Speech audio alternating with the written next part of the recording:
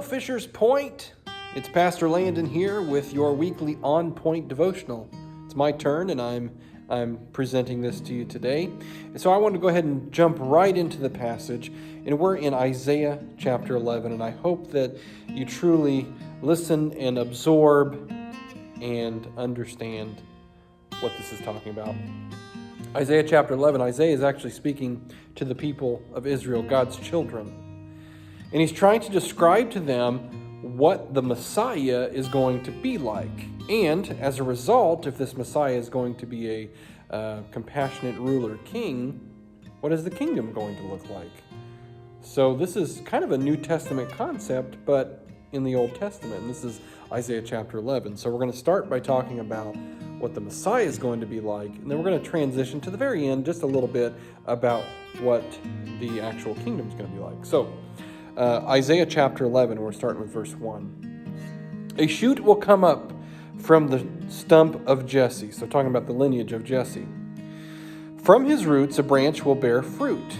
The Spirit of the Lord will rest on him, the Spirit of wisdom and of understanding, the Spirit of counsel and of might, the Spirit of knowledge and fear of the Lord. And he will delight in the fear of the Lord. He will not judge by what he sees with his eyes, or decide by what he hears with his ears, but with righteousness he will judge the needy. With justice he will give decisions for the poor of the earth. He will strike the earth with the rod of his mouth. With the breath of his lips he will slay the wicked. Righteousness will be his belt, and faithfulness the sash around his waist. Now listen to what he says about the actual kingdom. The wolf will live with the lamb. The leopard will lie down with the goat. And there's more after this, but I just want to stop there for a minute. So the first part, he's talking about the actual Messiah. So the perfect embodiment of a perfect king, prophet, priest is what this Messiah is going to be about. The judgment, the truth-telling, and all of that, and the proper lineage. So he's giving a good resume here. But then it goes on to talk about the kingdom. What is this kingdom going to be like? This kingdom of God. Is it going to be physical? Well, whatever it is, it says that the wolf will live with the lamb and the leopard will lie down with the goat.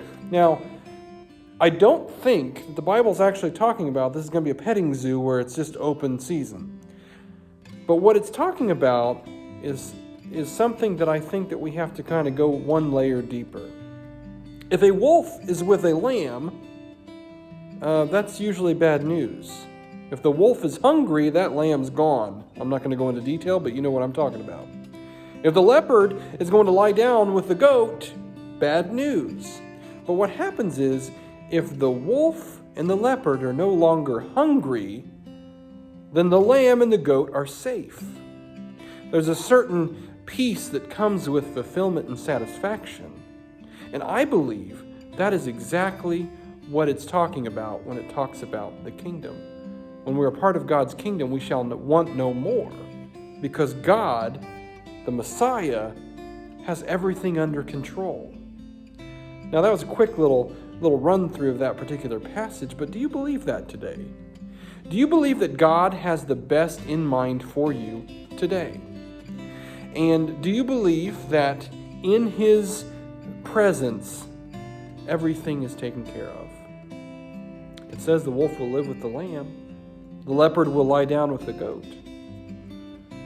He will bring satisfaction and fulfillment, and thus peace. Have a great week.